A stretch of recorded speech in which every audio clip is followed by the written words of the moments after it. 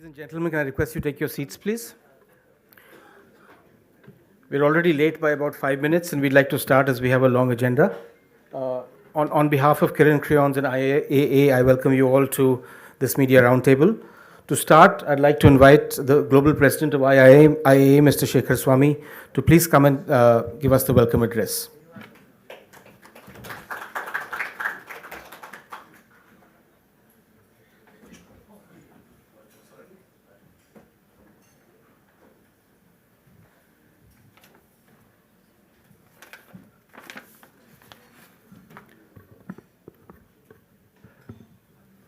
Good morning. We are here for a very important purpose. We are here to stand with China at this time of crisis. It is not that, we can do some, lip service to whatever that's happening. Because what is happening in China is at one level sad. What's happening in China is not about what happens in China, but what's happening to the entire world. It is not a crisis of China. It is a human crisis, a crisis that affects every one of us in the world. So it is therefore appropriate that we stand behind the humanity of the world, which also means standing with China.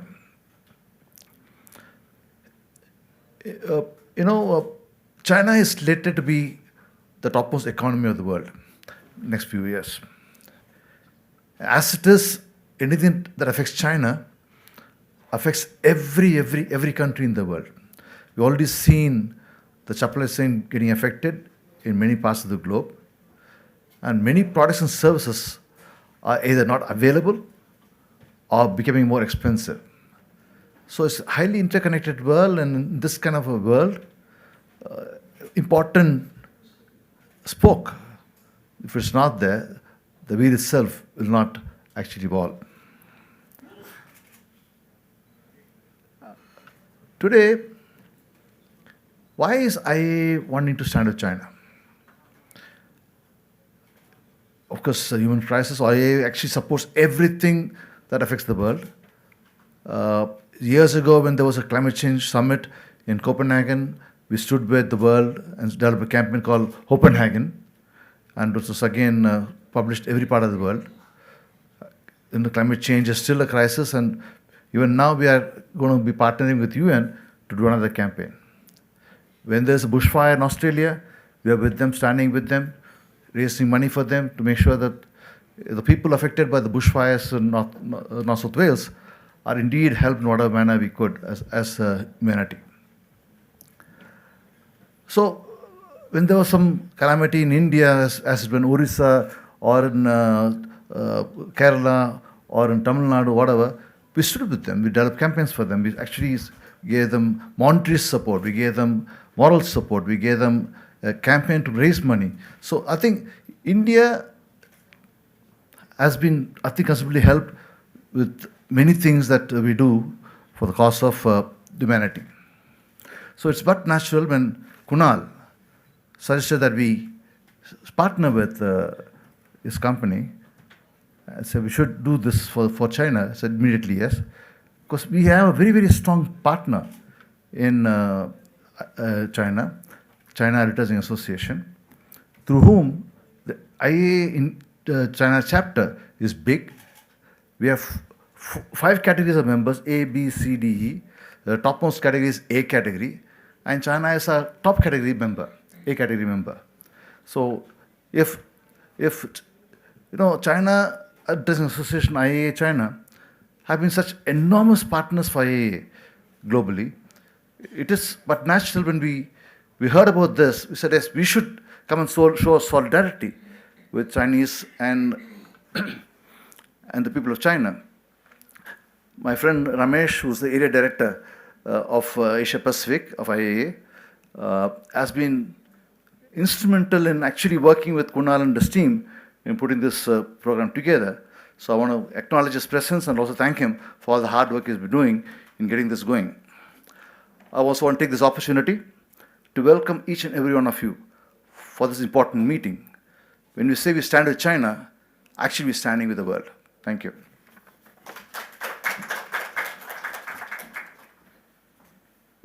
Thank you, sir. It's my pleasure to welcome three very important guests who have come from the Embassy of China. Mr. Chang Pei-lin, Director, Press Section and Embassy of People Republic of China. Mr. Zhu Jian, Attaché, Press Section, and Mr. Wang Li, Second Secretary, Economic and Commercial Division. We have a very special message from His Excellency, Mr. Sun Wei-dong, and I'd request Mr. Chang Pei-lin to please come and read out the message for us. Thank you.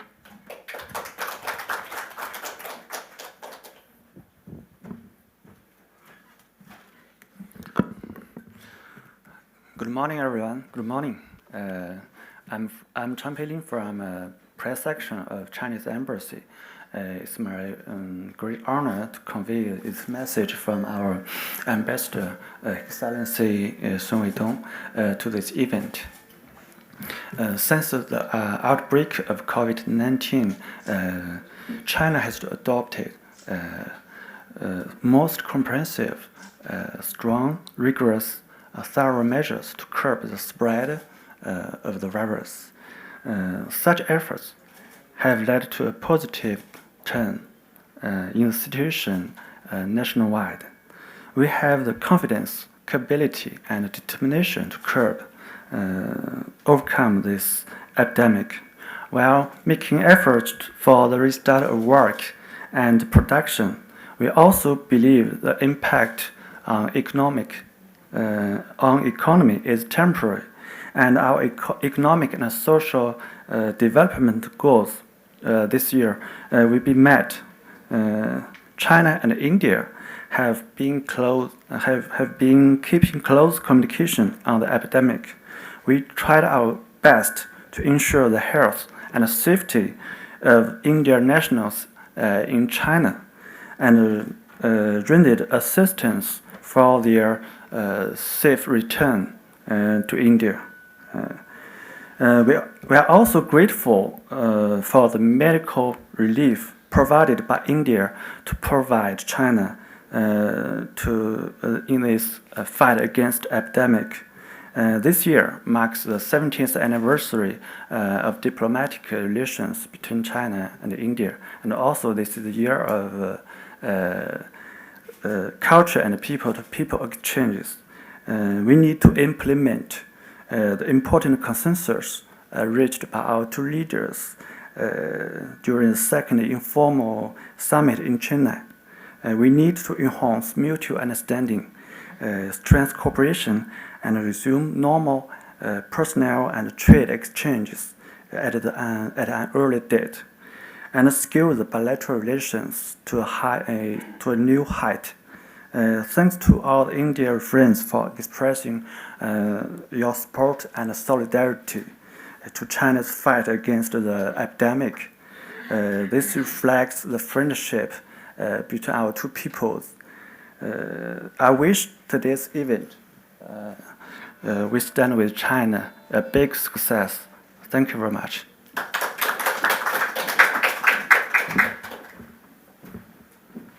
Thank you. My name is Sukrit. I'm one of the co-founders of Kirin Crayons, and I'm going to just talk to you 5 minutes about why we're doing this and what our vision is. China is no longer just the factory of the world. It's much more. In today's day and age, global brands are built in China. Look around you and you see all kinds of brands. They're no longer Chinese brands, but they're actually global brands. China is also helping in building the new India. You might not notice it, but I've been pretty much a part of this journey. Me, and I speak for myself, my co-founder Vivek Zhang and Mr. Kulal Lalani. Vivek and me actually were instrumental, and we saw the first wave of this revolution happening when we got the IPL, when Vivo bought the rights of the IPL. We worked on it together. And there's nothing in the world that kind of excites people more than the IPL. And that's the first example of a Chinese brand becoming intrinsic to everything that we do. Going forward, we were able to work on a sport like Kabaddi and take Kabaddi from its village roots to the modern game that it is today. Again, we worked on it together. There was a sister brand called Oppo, which was on our national shirt. I mean, what could be a thing of more pride than being on the national shirt of a team? So that's how deep the relationship, the brand relationship between China and India is. Going forward, I mean, everybody knows that Chinese brands are approximately 75% of the phones that are sold in this country. What we don't know is that it's not just the hardware, it's also the software, the platforms, the apps, the games. 50 million PUBG downloads, 150 million UC browser, 467 million TikTok, 500 million downloads for Share It. I mean, that's the real story of how close we've become as two countries and two economies and two platforms. Going forward, a lot of us don't know as Indians that how much Tencent and Alibaba have actually invested in brands that we think are strongly Indian. So there again you see the relationship is much deeper. The next big race, and I want to talk about this because a couple of weeks ago the auto show was in trouble. Chinese companies had come and kind of saved the day for India by booking the largest number of space. They were the big disruptors, Great Wall Motors, and we can see my friend Sanjay from Chang'an is here. Waiting in the grid is Chang'an and BYD, which are going to be the next big. So the next big wave is going to come from automobiles. So at Kirin Crayons, we recognize that Chinese brands are intrinsic part of our fabric. And we also recognize that the new Silk route is what we call the Silicon route. And that's why we want to be a digital agency. And I want to talk a little bit about the digital scenario in China being the largest internet user base in the world and the most active social media environment. But it's not like anything that we know of, because in China people think beyond Google. There is no Google, it's Baidu.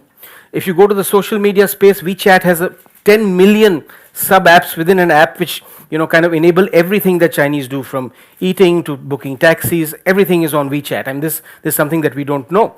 And as Jack Ma said, that in most countries e-commerce is a way to shop, but in China it's a lifestyle, and China is going to be ahead of Japan, Germany, France, UK and the US combined in terms of e-commerce in this year. The only country that's missing is India. So when China and India combine, we create something really strong. And that's why we say our digital destinies are together. That's what we want to be. And if you look at a platform, and just another example, TikTok is a Chinese platform, but we have 467 million downloads in India. That's the real power of the two countries coming together. What we want to be, we want to have an understanding of Chinese DNA. We want to be Indian intellect and global in platforms. That's really our vision, and that's why we've set it up, and that's really why we are here. And we understand that from a Pricewaterhouse study that by 2050, 35% of the GDP of the world is going to be between India and China. Now that's massive. But before we get there, I think it's time to pause now, and stand with China, and that's why we organize this event.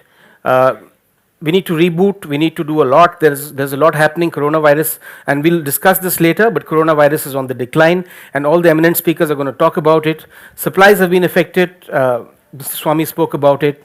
There are about 8,000 executives waiting to come back and start working in India. So this is the real story, and this is what we're going to discuss today. And without further ado, I'd like to introduce you to all the speakers for today. Mr. Srinivasan Swami has already spoken. Mr. Harris Liu, Chief Representative of CCPIT. Mr. Alan Wang, Chairman, Chamber of Chinese Enterprise in India. Mr. Mohammad Saqib, ICEC. Mr. Professor Shrikant Kodapalli, Chairman of East Asian Studies at JNU. Mr. Sabal Dasgupta, author, Running with the Dragon, a very interesting book that that I'm reading right now. I introduced our guests from the Chinese embassy already. We have some very special guests with us. Miss Melody Meng, who's been instrumental in putting this together with us. Mr. Parkashi, Mr. G. Sanjay from Chang'an, Mr. Clever Lu, Mr. Purush Kumar, and friends from FICCI. Can I request everybody to just come quickly up on stage along with Mr. Lalani to get a photo opportunity, please? Come.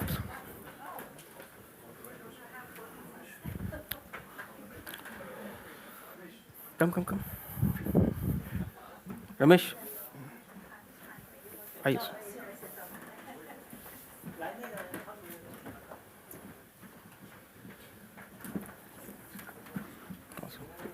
Come, sir.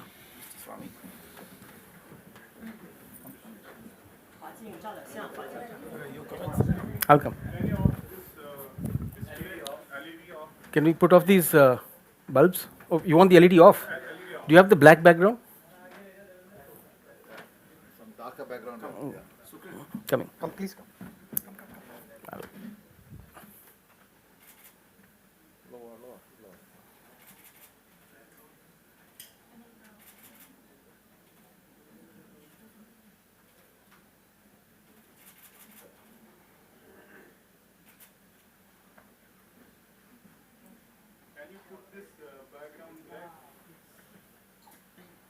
Console.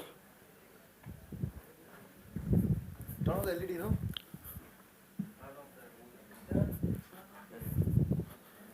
Just press B.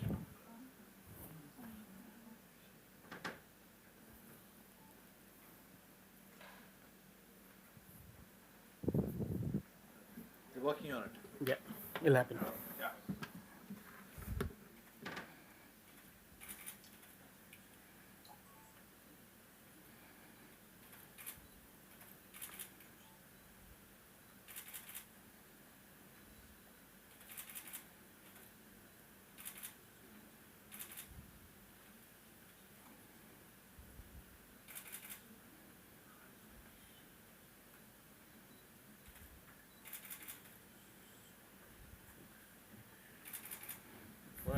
Thank you.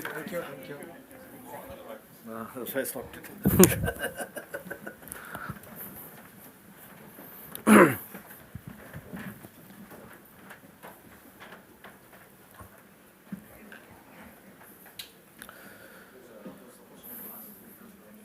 To continue further with the program, I'd like to call Mr. Saibal Dasgupta to come and give us his unique perspective, being a journalist and an author, and the author of Running with China.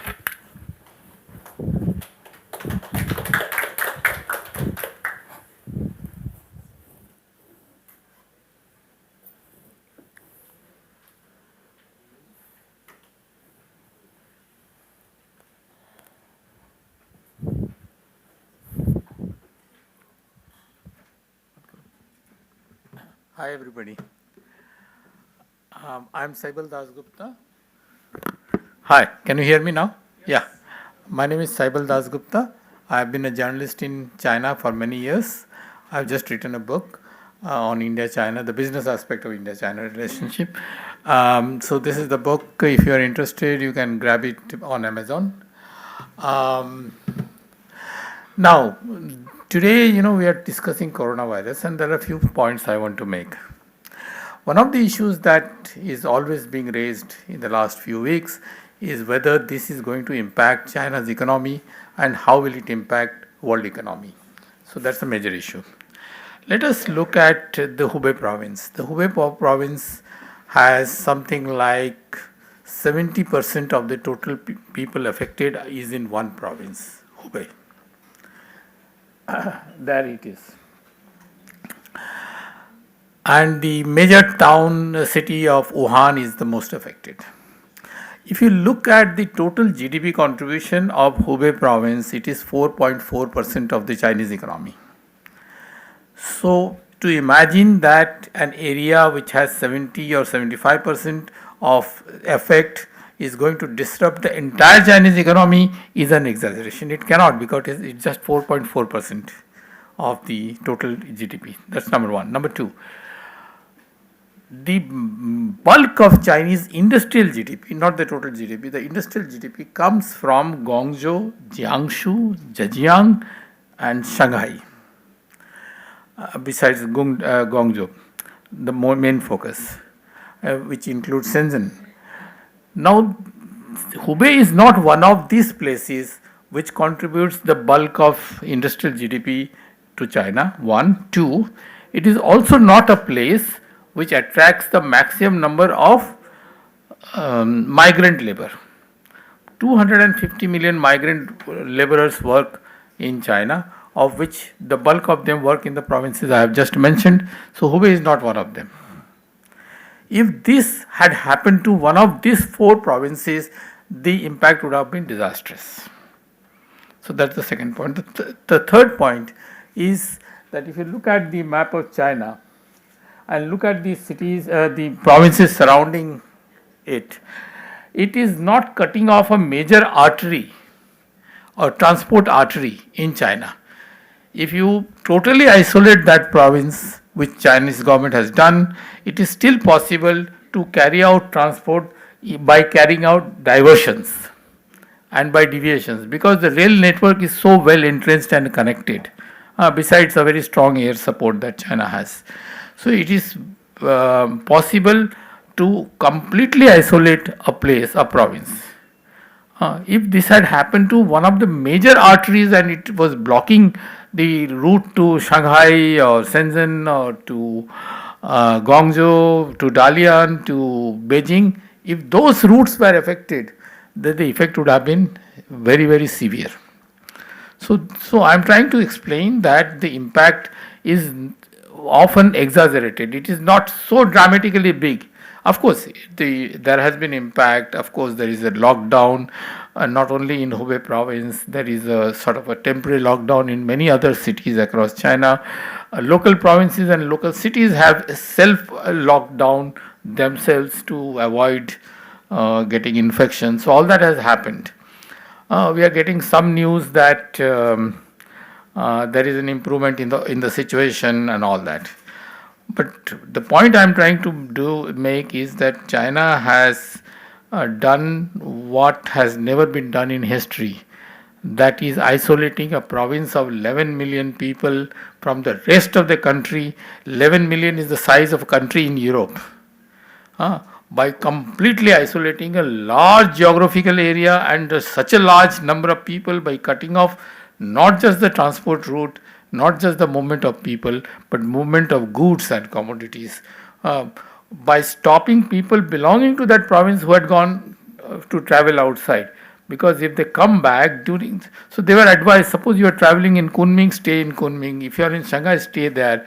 They were advised, because when they move, the movement and the mingling is what will cause the spread.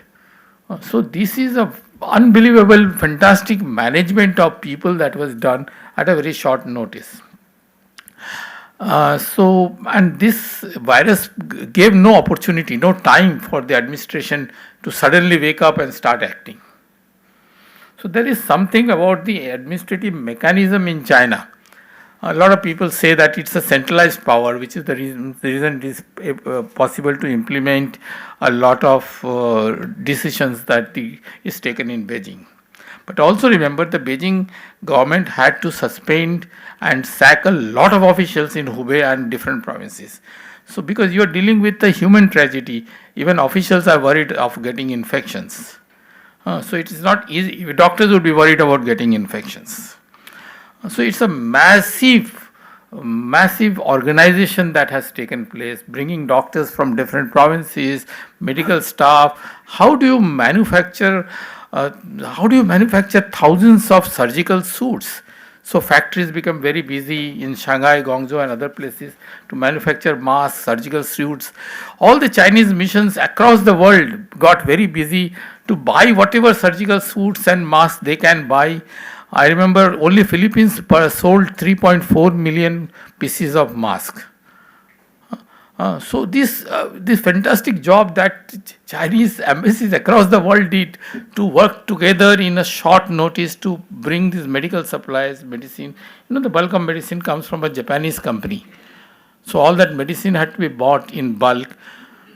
And a wide range of departments, agencies, a complicated network was put into action. So this is an administrative model that a lot of people, even private companies and governments, must observe and see what are the learnings, how it can be learned. Because every country, disease does not stop at a border. Disease can cross any border. There are no geographies. So every government, every country has things to learn from this massive effort that has taken place at an extremely short notice. What is now worrying is how this is spreading to many other countries, because the spread has been astonishingly high in the last 72 hours. And if this continues, there will be more questions on whether the virus is more mischievous than you thought. Is the virus showing no symptoms for 28 days and suddenly people in Japan and Korea are getting it? Those are serious questions for the scientific community, and I do hope that this is not left to the scientific community in China alone. The Indian scientific community, the virologists, the biotechnologists should also come out of their geographical seclusion and come up with ideas, because the world will face such challenges quite often as it seems now. So this is a great opportunity to come up with new solutions and great opportunity for businesses to look for opportunities. Thank you very much. Thank you, sir. I think it's truly amazing what the Chinese government has been able to do. I'd like to call our next speaker, Professor Shrikant Kondapalli from Chairman of East Asian Studies at JNU, who will give us a bit of a historical perspective, and he's the authoritative person on China in this country at the moment, and he will give us a bit of historical perspective and a future perspective as well. Thank you.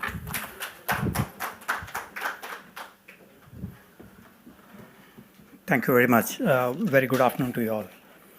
I came here to express my solidarity to the Wuhan residents, Hubei residents, and also the Chinese people who are affected and across the globe. Well, I was asked to speak on the bilateral economic relations and the historical part of the interactions between the two. I teach in Jawaharlal Nehru University in the China program. My first visit to Wuhan was in 1997, and the first thing that came to my mind was Mao Zedong across the Yangtze River.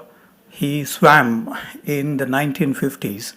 The first thing that he did was to, in terms of showcasing the Chinese political leadership, that it is strong and can wither away many of the problems that China was facing at the time. There was the famous Mao Zedong poem on Wuhan fish. It was published in the 1956-57 period. So that was the first impression that I had when heard about the coronavirus. I was actually in Chongqing in December, attending a conference on SICA summit meeting, and then of course. To broadly say that as the previous speakers have mentioned, I was suggesting that India-China have a lot of economic interdependence, and it has emerged substantially in the recent times. And there's no going back on that, because both China and India, if you look at the Davos meeting proceedings, they have mentioned about the G20 interactions, they have mentioned about the globalization, they have mentioned about coordination in the light of tariff wars that have been waged in the recent times. For example, China and India have been coordinating in terms of the foreign direct investments or against trade protectionism. There's a huge literature on this and effort by both China and India on how to counter trade protectionism. Both have been coordinating in the WTO, World Trade Organization, or in other spheres as well. So there is an irreversible position in terms of the globalization period. So that's number one trigger of where these two countries could probably be interacting in. The second is obviously there is a high level understanding between the two leaderships. This is triggered by the Wuhan summit meeting and the Chennai Connect. The Wuhan spirit and the Chennai Connect, this has led to a lot of understanding between the two leaders. There have been about 5 subjects that have been covered in these two meetings. One, strategic communication, border stability. Also important is in terms of the economic relations. In addition to the people-to-people contacts and working together in Afghanistan. On these 5 issues, there has been some substantial progress. But what is important is the understanding between the two leaders. And we are driven by the leaders. And hence, this is very important that we have these summit level meetings that has increased the understanding between the two countries. It has been about 2 years now. The Shanghai Import Expo has been commissioned, and I attended the second meeting in Shanghai last year. And there is the restructuring that China has been making in terms of imports. Instead of the export-oriented companies, Premier Li Keqiang initiated the domestic consumption, service sector, supply-side economics, as well as, most important, importing commodities from abroad. These are from low technology, medium technology, or even high technology components. So this has led to there is a lot of demand for products from abroad, including from India. And this coincided with the addressing on the trade deficit issue between two countries. So we have seen, for example, Ambassador Luo Chaohui, the former ambassador, introducing the new pharmaceutical products from India into China. Some 29 products have been identified, and there has been a lot of coordination and cooperation in this regard. So these are some of the triggers which suggest that we are going to have more interactions in the future in the economic field. Of course, there are many mechanisms which have stood the test of time. For example, we have a most favored nation treatment that was evolved in 1984. Subsequently, we have had regional trade agreement, and then we have also been discussing the various other mechanisms like double taxation avoidance agreement, which was signed in 1994, or on tariffs. There has been over 400 items have been removed off the list of tariffs, and this is one area where there has been so much. But it also contributed, the interaction has also been contributed with the high-level meetings that we have had since Premier Wen Jiaobao's visit in 2005, and subsequently the targets put up for the trade and investments and the other. Premier Li Keqiang as well initiated the CEO forum meetings, which contributes to the economic growth and the dialogue process. We have other mechanisms like the strategic and economic dialogue. 6 meetings have been conducted till last year. Most important, we also have a financial dialogue where renminbi rupee exchanges are part of the discussions. In future, we would like to deal with the regional currencies, and this has been one of the themes in the Asian Infrastructure Investment Bank as well as the New Development Bank of the BRICS. So there has been some effort also to address the financial related issues which are crucial for the stability in bilateral relations. In addition, of course, trade is booming. Trade relatively, when global trade is at 1.5%, very low, we still have had higher growth trade figures between India and China. So this is still a beacon for us. Although there has been some negative news in terms of the RCEP, the Regional Comprehensive Economic Partnership Agreement, or others, we still had substantial economic growth rates. So I wanted to highlight this element that economic interdependence has led to resolving not just the economic problems, but we also have had, for instance, the border stability, which is triggered by this economic interdependence. So there is a new element now in the India-China relations for at least 3 to 4 years, triggered by Wuhan, triggered by Chennai Connect, and others. So let me wind up by saying that this is an important contribution in terms of the economic relations. We have also had assistance provided during the disasters like the coronavirus. In 1930s, Dwarakanath Kotnis visited China. You could see his statue in Shijiazhuang, where he had provided for the medical support to thousands of victims in the Sino-Japanese War in the 1930s. So we have had a tradition of assistance during times of crises. And as recently as Sichuan earthquake in 2008, there was about 6 sorties of the Indian Air Force which flew into Sichuan, provided for the medical tents and others.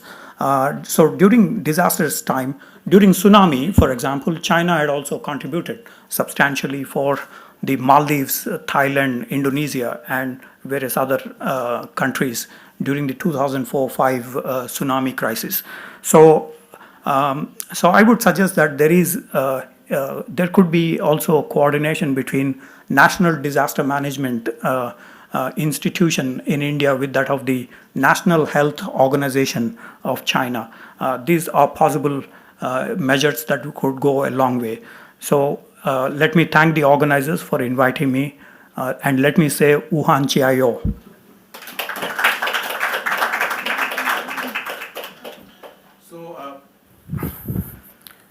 There's one person that we're missing now, that's Mr. Vivek Zhang, who's actually back in China. Can we change the slide, please? He's not here and he'd sent a message, but in the interest of time, we're going to skip the message and distribute it to our press friends individually by email. I'd like to call upon Mr. Harris Liu, Chief Representative CCPIT, to come and address us, please.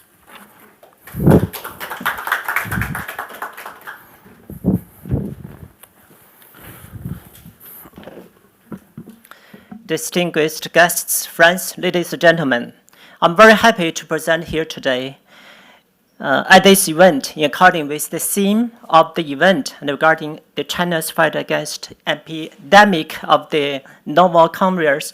I would like to share with you my view and comments. Since the outbreak of the novel coronavirus in China, the Indian government and the business circle expressed their support to the people and the government of China in its fight against the epidemic of this deadly virus. On February the 9th, Prime Minister Modi wrote to Chinese President Xi Jinping offering India's assistance to China to fight against the coronavirus outbreak. A special plan with consignment of medical relief for the virus arrived in Wuhan 2 days ago. As many as 15 tons of medical supplies, including face masks, gloves, infusion pumps, and other emergency medical supplies, is a symbol of the friendship between the people of our two countries. These medical supplies will help strengthen China's efforts to control the outbreak of the deadly virus. They are the best gift to celebrate the 70th anniversary of the establishment of diplomatic relations between China and India. As the work counterpart with CCPIT, top leaders of FIGI, of SOCHAM, of CIA, of China-India Technology Transfer Center, and the India-China Trade Center, and of the Trade Promotion Council of India, sent messages to Gao Yan, the chairperson of CCPIT, rendering and we were in support in this stressful time and deeply appreciating China's fight against deadly virus. On behalf of chairperson of CCPIT, Mrs. Gao Yan, I would like to take this opportunity to express our sincere appreciation and gratitude for the sympathy and support at this critical moment by the Indian government and the business circle when the government of China and its people are robustly fighting against epidemic of the novel coronavirus. Since the outbreak of the novel virus, with the most highly responsible attitude towards the Chinese people and the international community, the Chinese government has taken the most thoroughly, most strict measures and actions in controlling the spread of the virus. At present, the prevention and controlling efforts has achieved positive and encouraging results. Mrs. Tom Kong, Director General of the World Health Organization, said a couple of days ago, WHO and the Chinese joint expert team has finished outbreak investigation work in China. Experts are of opinion that China's epidemic prevention and control measures to prevent a large number of cases, the epidemic peak is over, not yet constitute a global pandemic. Relevant information should bring the confidence of the epidemic prevention and control of all countries. Bruce Allward, head of the WHO China Joint Mission on Virus Foreign Expert Panel, holds up a chart showing the encouraging results of China's epidemic control efforts at a news conference in Beijing on Monday. Said that he recalled one particularly striking fight in Wuhan, Hebei province, the epicenter of the outbreak and under severe medical strain, hospitals, beds are opening up, and medical institutions have the capacity and the space to receive and care for all patients for the first time since the outbreak. The peoples of Wuhan, it is recognized that the world is in your debt. When the disease finishes, hopefully we will have a chance to thank the people of Wuhan for their role they have played, he said. The substantial recent slowdown in the spread of novel variant in China is real, and the Chinese government are considering and taking measures to restore work activities step by step. China is confident in its capabilities and is determined to win the war, to win the battle before or by the end of April. However, with a decline trend in China, there is a sharp increase in cases of infection outside of China. China is ready to share its experience of fighting and provide assistance to them. During my short stay in Beijing early this year, I had a meeting with Mr. Lo Han, economic counselor from the Indian embassy in Beijing, who told me that the population of India will surpass that of China as early as next year. And further strengthening economic and trade ties between our two countries can be expected. India will become the #1 market in the world. There's obviously great potential for Chinese enterprises who are fully aware of it. Last year, thousands of Chinese companies participated in more than 100 trade exhibitions and related events.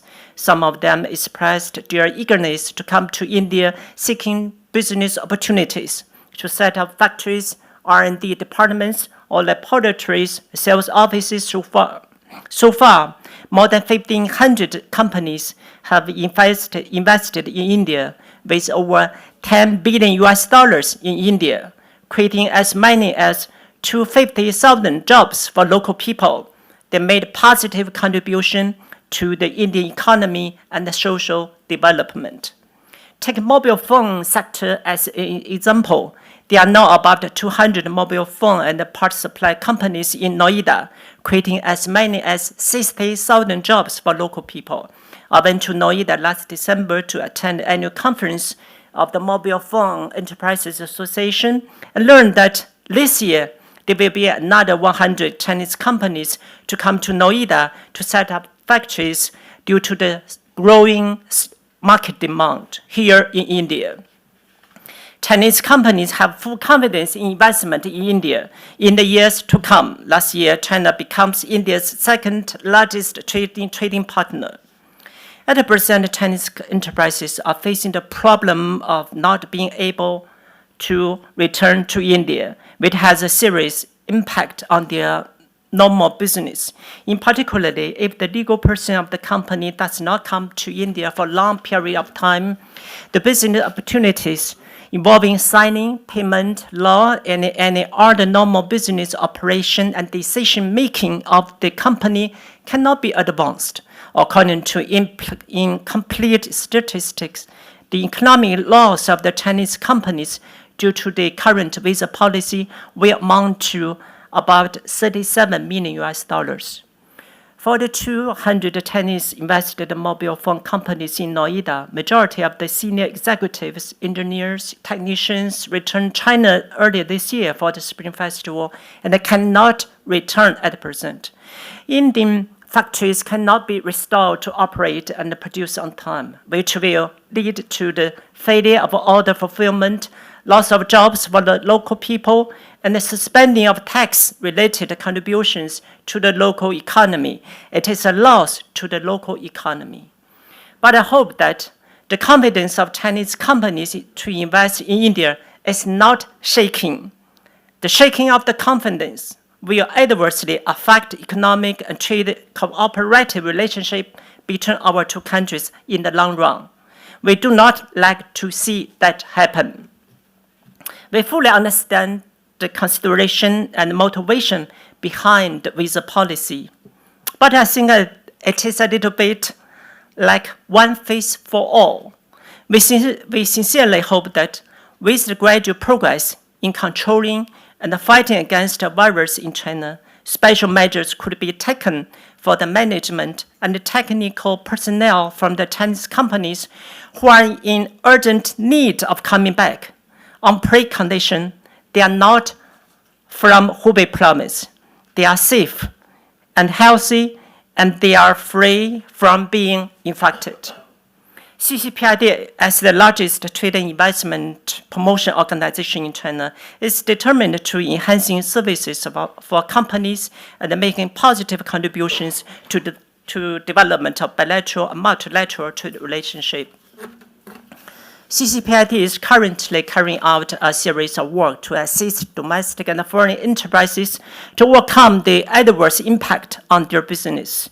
For example, CCPID is responsible for issuing the proof of force majeure for companies not able to fulfill the signed contract. The office of CCPID in India is ready to work with you, media and organizations present here today, to serve companies of both sides. I sincerely hope that the current situation is a passing one, and everything will be restored to normalcy soon. Thus, I conclude my speech. I wish you a good health for everyone. Thanks again for Indian friends to launch today's event. I wish success of today's event. Thank you for your kind attention.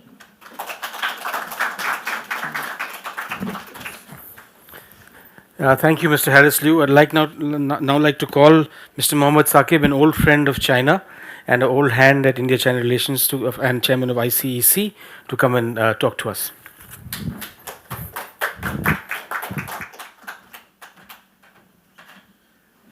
Ni hao. Namaste. Actually, there is nothing much to say on coronavirus. I mean, people have been reading and saying, and we have all sympathies with Chinese and all over the world. As Mr. Kondapalli said, that whatever. Actually, for me, I mean, people who know China, they always knew that it is not going to be a big thing, and Chinese are able to control anything, and they will be able to do it sooner than later. And what they have done it. I mean, people have been speculating and all. But unfortunate part was that some of the people, some of the constituency, they were rejoicing that kind of suffering of China. From the West especially, you see media, and there have been so many connotations of different kind of things, that it has happened because of this reason and that reason and all, and they were trying to create kind of a xenophobia or xenophobia. And this was very, very painful and all. Unfortunately, some of the constituency here also was thinking. So personally, for me, for India, we really stand by China. We try to do whatever we can. Unfortunately, we could not do much with China because of initially we did not know what to do. Then once we wanted to donate this mask, then it was banned, and then it was opened. By then something opened, something not. So materially, people, I mean, there were a lot of Indians who wanted to help China materially, but could not do it. But with the heart, everybody was with you, and we stand by you. I know Wuhan very well. I have been there a number of times and all.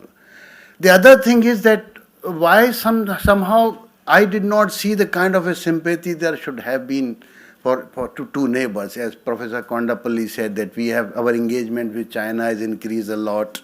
As Sukrit said, that he has showed that how we are so closely engaged with each other economically and all.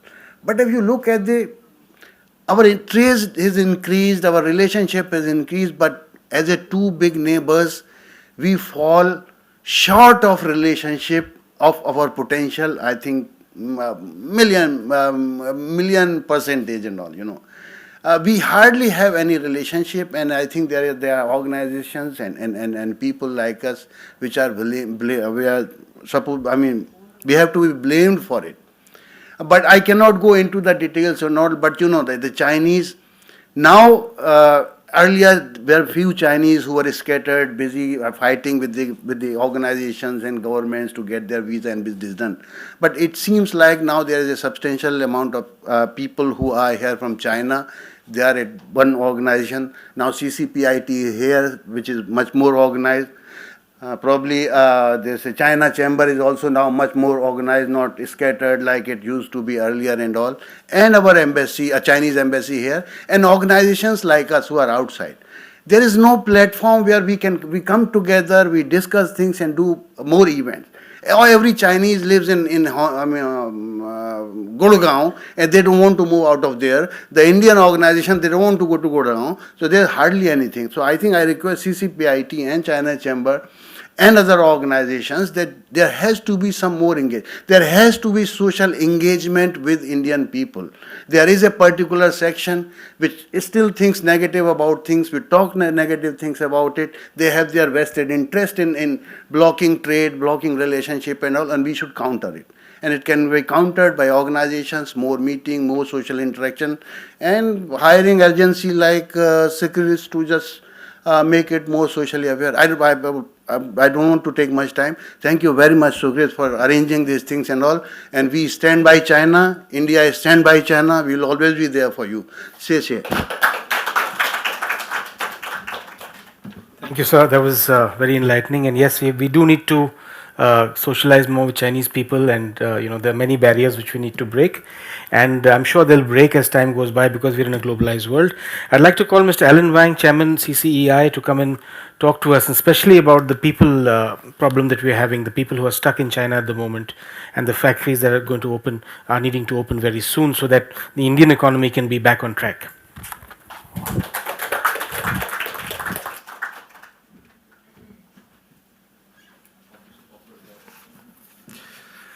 Dear old friends, ladies and gentlemen, good morning. First of all, I want to say a special thanks to Mr. Sagib for his good suggestion and advice. My name is Wang Yongling. You can call me Alan Wang, as the chairman of the Chamber of Chinese Enterprises in India. First of all, I would like to take this opportunity to express my heartfelt appreciation to your kindly concerns and support for the epidemic of COVID-19 in China. As you may know, January should be a harmonious month for the Chinese people all over the world because of the Spring Festival. But this year, the outbreak of the novel virus disturbed a harmonious atmosphere not only in China, but also the rest of the world. At this emergency moment, our government and people showed great determination and unity to fight against the virus. WHO formally named the novel virus as COVID-19 and praised China's approach in combating an epidemic. Indeed, our country and the people are trying our best to combat with the virus to safeguard global health as a responsible major country. Our government has called all the medical resources to fight against the virus and rescue all the patients, including the foreign citizens in China. In the meanwhile, we also provide the necessary assistance to other countries and prevent the virus spreading, such as we share the information with the WHO and India, Japan, Korea, and all the other countries. Also, we provide the assistance and the convenience to India for evacuating Indian citizens in Hubei province. Just like Mr. Sun Weidong, our ambassador, mentioned, it's easier to shake a mountain than China. Nowadays, the epidemic is already under control almost. In the past week, more than 20 provinces have not the newly increased confirmed cases. The cured cases increase more than 1,000 every day. I believe we will win the battle against the epidemic very soon. For combating against the COVID-19, India government also takes some effective measures to prevent spreading out of the virus in India. India government has announced that all existing visas, including employment visas, business visas, and e-visas, are no longer valid for Chinese nationals since February 5th. We fully understand the concern of India government, but the measure has already caused a great impact and loss for Chinese enterprises who has invested in India, as well as the India industry and the people.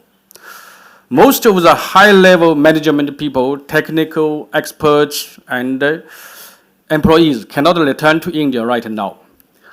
According to incomplete statistics from our chamber, till now, only 2,000 people from Chinese enterprises are staying in India. Normally, there are more than 20,000. And the losses of Chinese enterprises due to this current visa policy is already more than $50 million as per the date of half a month back. And we believe the loss keeps increasing as most of the Chinese enterprises cannot operate normally. So many Chinese enterprises have reacted strongly to this decision to ban all existing visas. People may know that it's difficult for Chinese employees to obtain the Indian employment visa. Even if they reapply, it will take at least 3 months, even as long as 5 to 6 months.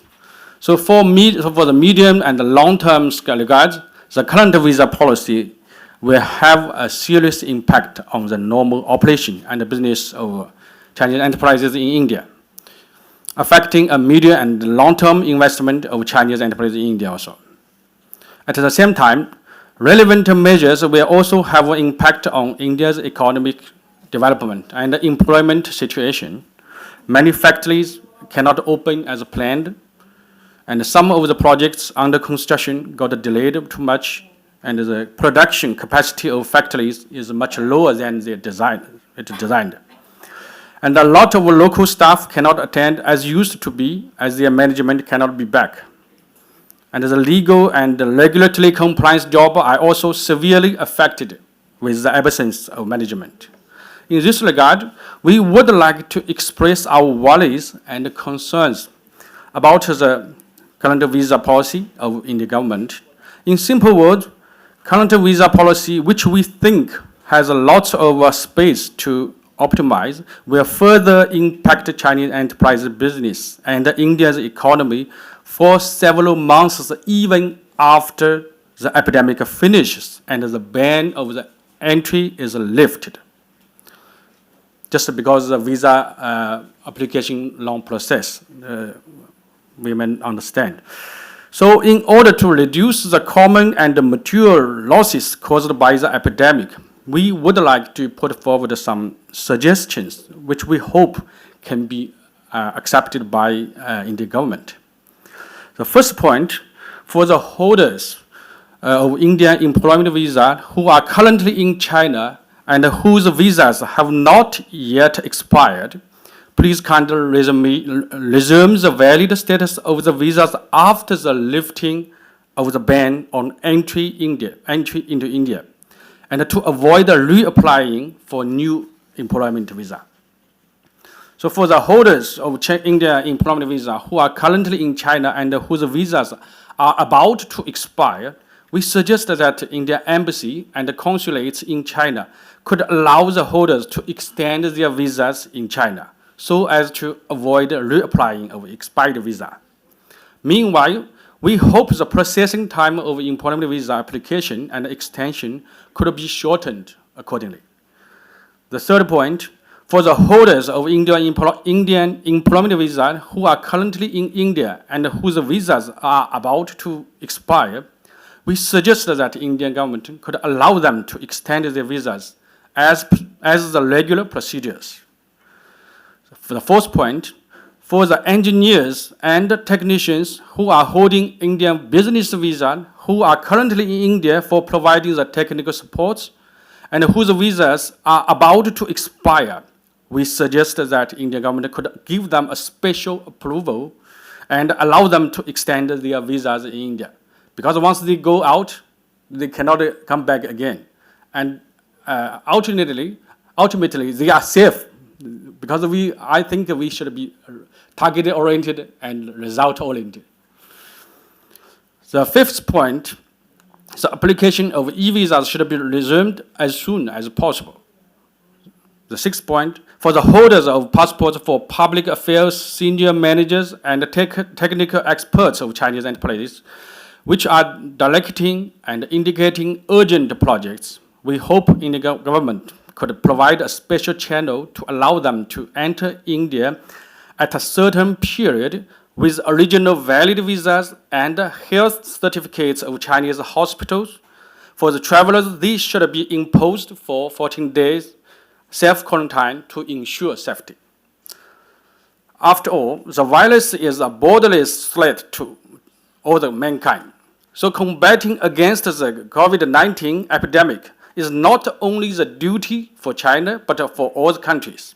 So we should be more confident to win the battle against the epidemic with the support of India and the international community.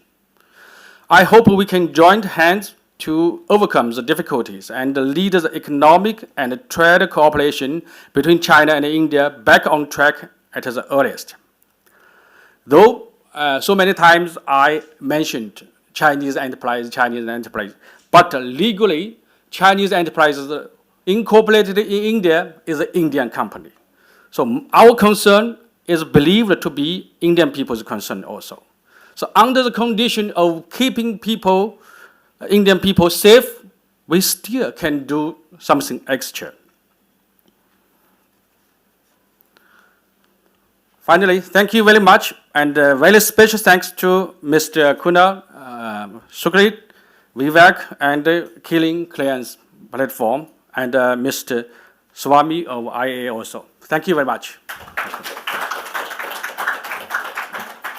Thank you, sir. We're going to have a Q&A in 3 minutes' time. Before we close, we have this meeting wouldn't be over without a message from Vivek. He's our third partner. He's not here. He's in China at the moment. Can we have Vivek's message while we set up for the Q&A, please?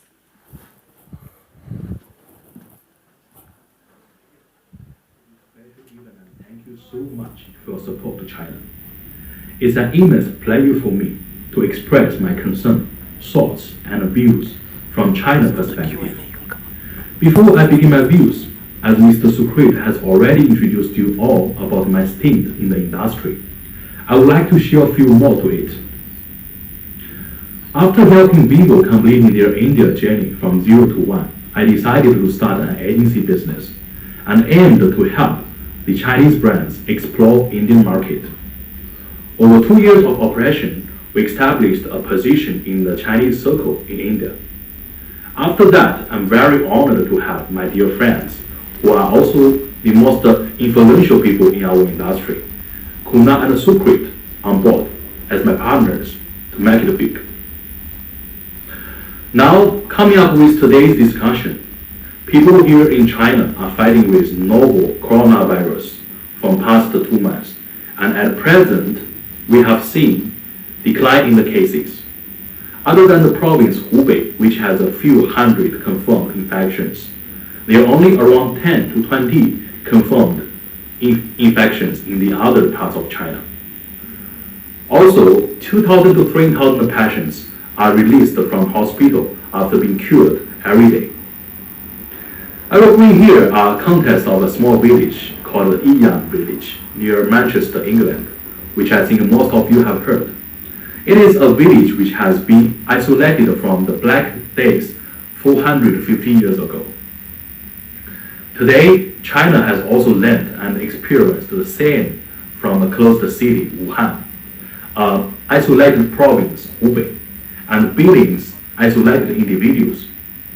These days, Chinese people are avoiding public contact, staying isolated to keep situation safe. This coronavirus incident has not only affected China, but brought global impact. These facts will always be memorable and remarkable for me, and also in human history. Let me tell you some good news. From this week, most of the Chinese companies have restarted work, and people are again coming back to their normal lifestyle, traveling to offices and factories. The leader of the high-level expert group of the National Health Commission recently assured that they have the full confidence to make the situation under control by end of April. Let's pray and wish this virus will end soon. Talking about economic effect, China's GDP is number 2 in the world, which is 5 times of India today. Chinese brands today not only operate good on their marketing skills, but also controls the best supply chain in the world. India's GDP is growing very fast and it will reach number 3 position in the world very soon.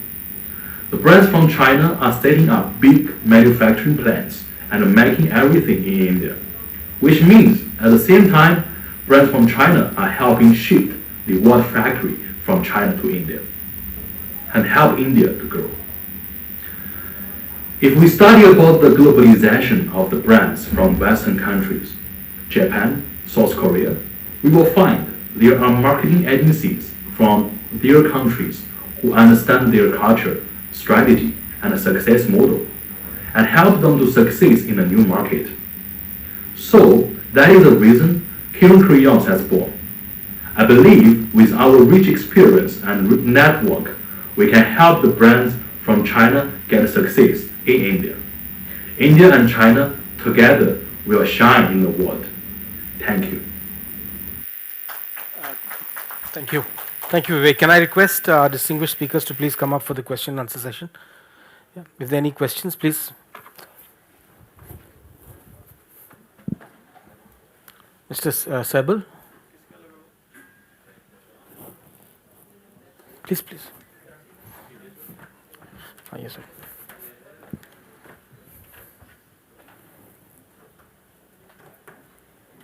Yeah. Hello? Please, please.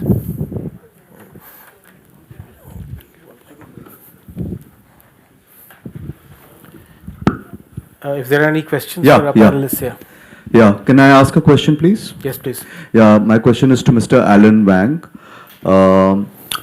You've given a very forceful speech about the measures that have been taken, and you say that it has hurt the Chinese enterprises. But don't you think that given what is happening in the world right now, I mean, India is insulated from this coronavirus because of these strict measures that have been taken? And we have seen that the virus has spread to South Korea, Japan, Iran, and even Italy. And obviously it has been spread because of people traveling to and fro from China. So while there may be loss of billions of dollars, don't you think that's inevitable, because at the end of the day, health comes first? If the virus were to spread in a country like India, you can imagine how many, the kind of casualties there will be. So if our government has taken measures, don't you think these are justified? I mean, it should not be looked at only from the point of view of money. Thank you. Thanks for your question. Rekha here from The Week. I needed to ask just an additional question.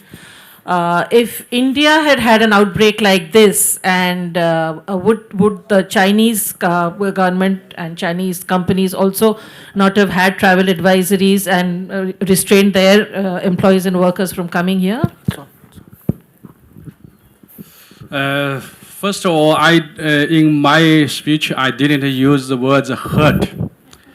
And second thing that I just focused on the impact of the current policy to the Chinese enterprises, and which is also Indian company also. And so I believe the loss is maturely to Indian people also, because a lot of people also cannot attend the work, and they also no earning. But of course, I also mentioned that the precondition is just that we keep people safe. I never doubt, and I never also said or to harm Indian people, not like that, definitely. So the most important thing that just like what happened in China now, all the Korean people flying to China, Qingdao, Weihai, we also imposed 14 days self-quarantine. So just first, the prerequisite is to keep it safe. And then we can do some extra, take some measures to reduce the impact on the economy. That's the major points I wanted to convey. Thank you very much.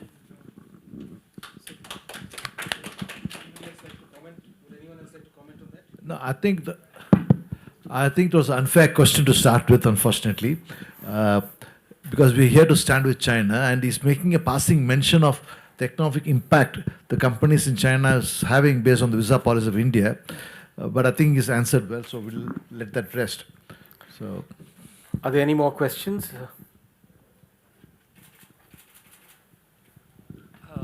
Can you give us certain details about how massive preventive efforts were taken place?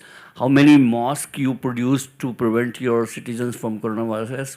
Preventive suits you made overnight, and what was the volume of trade in terms of these productions of medical equipments? Mr. Sewell, I think. I have very limited knowledge, but from what I am reading in the media and elsewhere, I think more than 12 million masks were imported from different parts of the world. One country alone, as I said, Philippines supplied 3.4 million masks. And then surgical suits had to be produced in Shanghai and had to be purchased from different parts of the world. Medicines were procured from a company in Japan which provided medicines during the SARS time.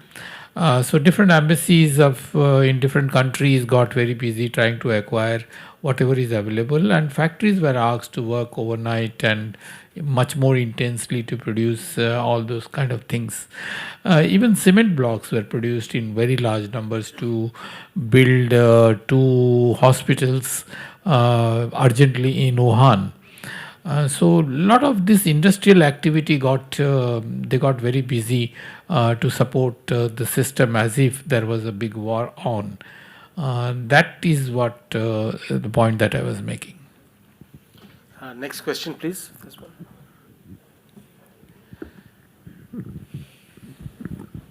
may I ask the question?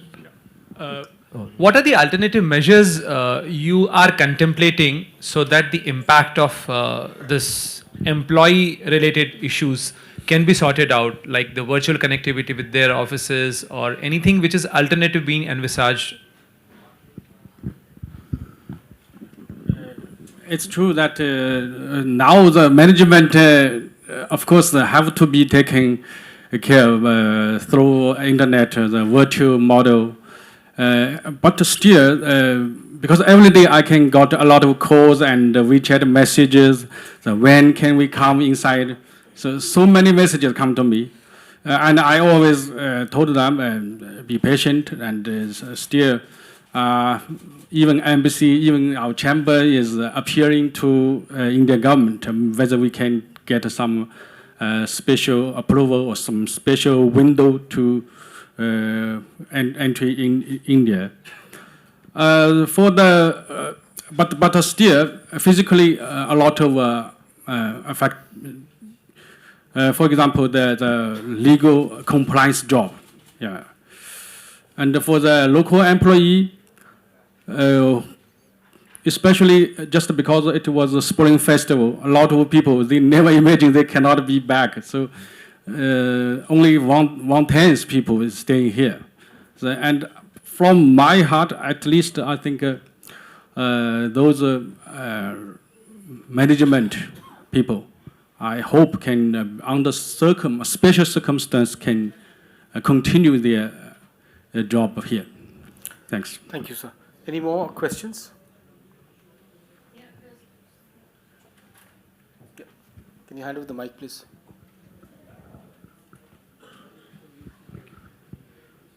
Hi, my question is for Mr. Wang.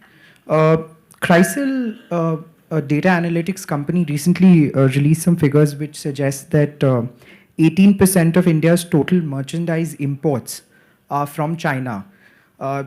On top of that, there have been statements by major retail chains as well as other industrial leaders who've said that imports will widely affect economies and could also have geopolitical implications, as can be seen by the fall of the Dow in the US, the plunge in Japan, as well as the economies of Australia and France. How would you suggest that the Chinese government or associations affiliated with increasing trade geopolitically is coordinating with other countries to ensure that the virus outbreak or this recent scenario would not affect trade adversely and therefore lead to a global slump in growth. To speak frankly, I don't have too much knowledge about that.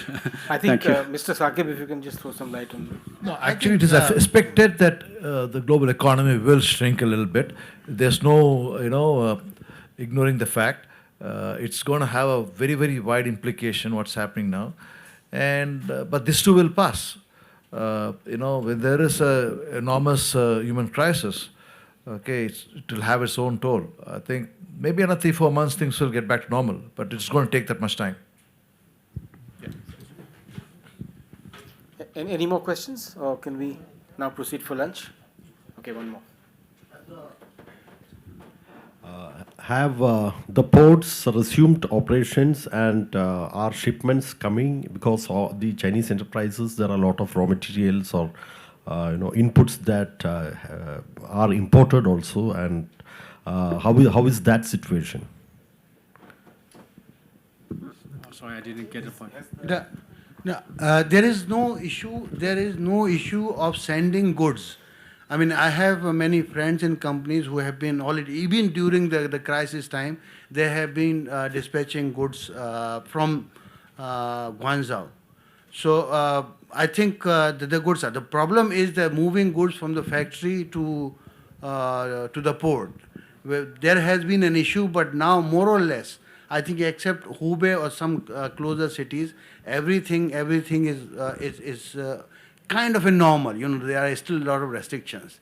About that, how do we allow Chinese to come in, and then what will happen if the disease happens and all? Look, Chinese are very reasonable people. They will not send anybody to India or to their factory, even if they have 0.01% doubt of any illness. So we should not ask these insensitive questions that how will we react to it and all. They have been closed. I have many offices in China and all of them are closed. They are not even allowed to go them to buy vegetables. Only twice a week they can go. So Chinese are very sensitive people, and we should not make it a kind of an emotional issue out of it. They are practical. If somebody is normal, somebody is living in a place where there is no virus has happened and all, then obviously this will, he should be. They are wishing that he should be allowed to come and government should be considerate. This is everybody's wish to do it and all. But I think we should have that much trust with Chinese that they will not try to put people who are sick just to make profit or just to make their factories run. This is not a fair assessment. That is what I was talking about, that we have to work on perceptions much more than the actual economics. That is very, very important. Can I request Mr. Swami to make some closing remarks before we go for lunch? No, I think it's one of us compliment you gentlemen for putting this event together. I think it is certainly a crisis that needs to be dealt with total care, and we cannot be harsh about it. We need to be guarding ourselves from all kinds of fake news that's coming about in this world about the coronavirus. So much exaggerated statements are being made with the impact of this virus. So we need to be, as our friend was saying, it is true that Chinese government is a responsible government. The people of China are very responsible. They are not going to actually do something out of turn to hurt the humanity in general. So we need to give them the respect, give them the space. They're handling it well. The amount of effort that has gone in to contain the virus in China is amazing. We have not seen any other country handling this kind of a, of course, fortunately, we don't have too many of these coming in, but the kind of calamity that we have had in China has been handled very well by them. If they not handled it so well, I can tell you it could have spread to different parts of the world more speedily and could have hurt more people across the world. So I think All credit to China, and I think there's time for us to say we are solidly behind their effort and we want to help them get over this issue. And pray to whatever God all of us want to pray to get the world back to normal. That's what I can say. As Thank we you. wind up, I'd like to thank the embassy, our distinguished speakers, the chambers, and all of you for coming. If there's a time to say we stand with China, it is now. And we hope that things will be normal very soon and we'll be back to business. Thank you so much. Yeah. Lunch is served right behind us in the annex.